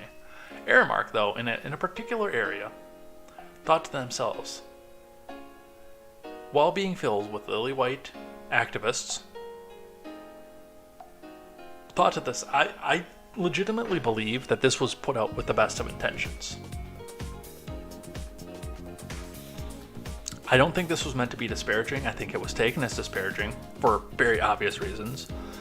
But I don't think it was meant to be disparaging. I think what happened with this, honestly, if I'm being completely honest with what I think of this situation, I am almost positive that some lily white person who's never ever been among black people in his life says, yeah, I heard that, I heard people talking about black people liking this, so we're going to make this for Black History Month. And then it was actually put out on the table. People started saying, hey, what the hell? And they realized that it was insensitive. But I legitimately think that the person who did this was doing so because they thought that it was going to be woke and epic and they were going to be lauded as heroes for it. I don't think they went out there to be disparaging. They were disparaging, but I don't think that was the intent.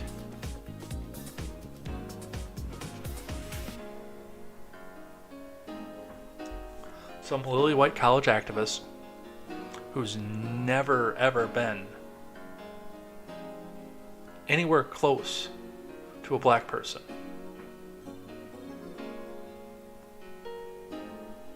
sat down and said, yeah, I heard my friends, my liberal friends joking about this in class, so this must be what they all like. So let's do this in honor of Black History Month. But what kind of blows my mind is that there had to have been somebody in the chain of command that looked at this and said, man, this is not a good idea.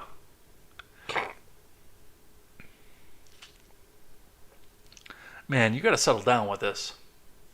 There couldn't have been somebody between the inception and the practice that could have said, hey, let's go back to meatloaf for the day. I feel like there was a failure on this on multiple fronts. Alright, let's head out of here for the day before I say something that gets my YouTube channel shut down.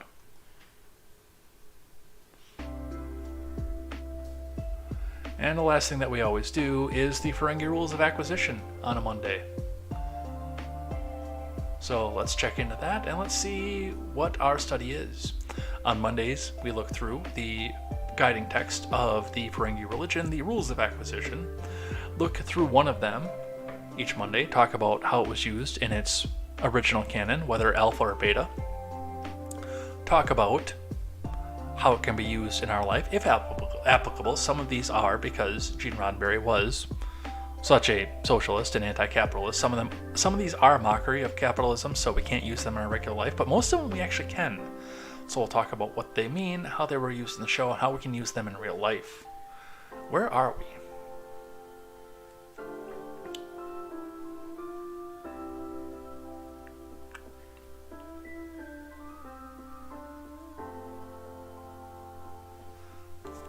What did we do the last time? I don't remember. Oh yeah, we're all the way down into the teens.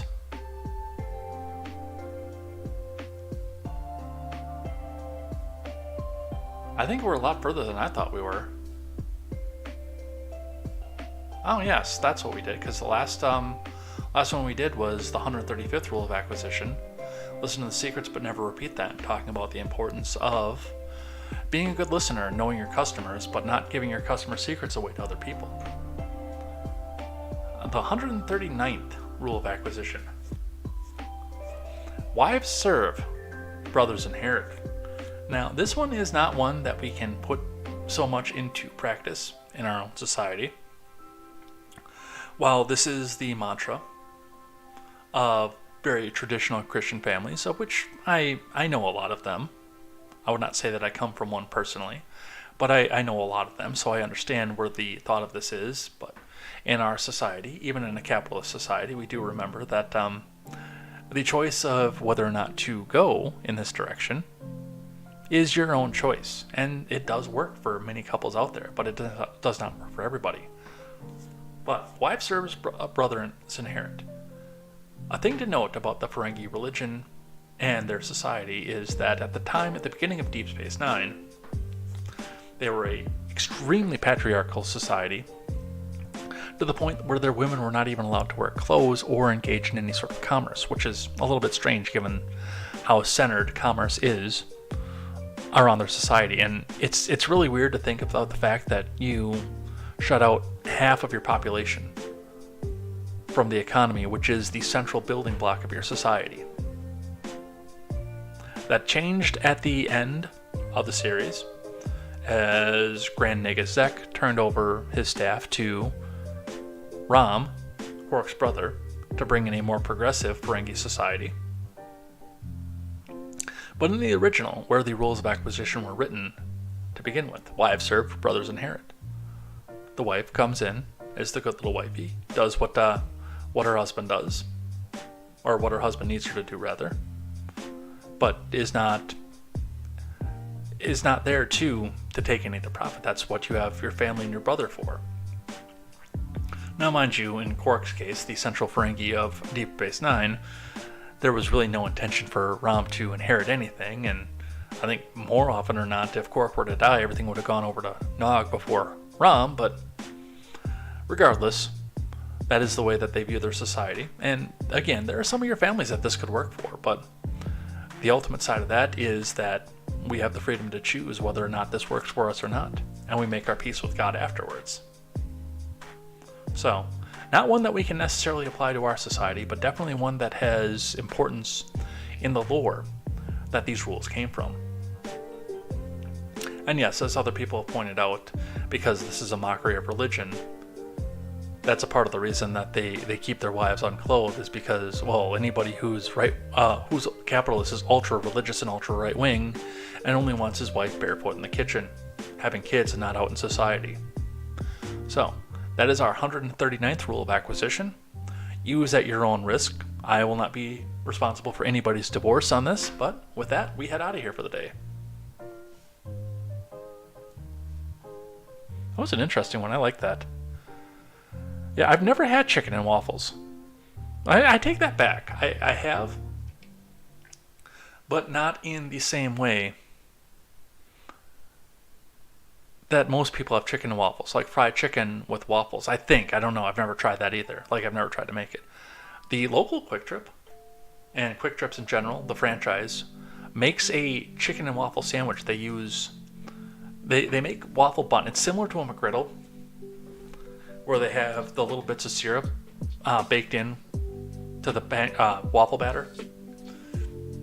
And they make, like, every day they have that sandwich with sausage, egg, and cheese on it.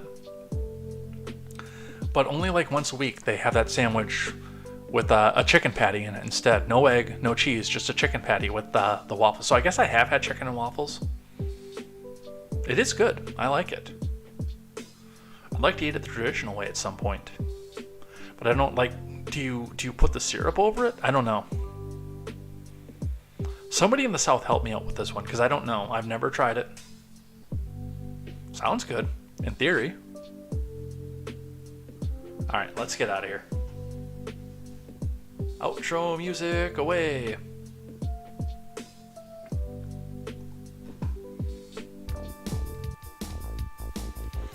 All right, so thank you everybody who came by, hung out, chatted in the live chat. Busy night tonight. We got some F's up there for the people who passed away in Turkey and Syria, which is a terrible tragedy. We'll be back here tomorrow for an abbreviated episode of Contemporary. That's right.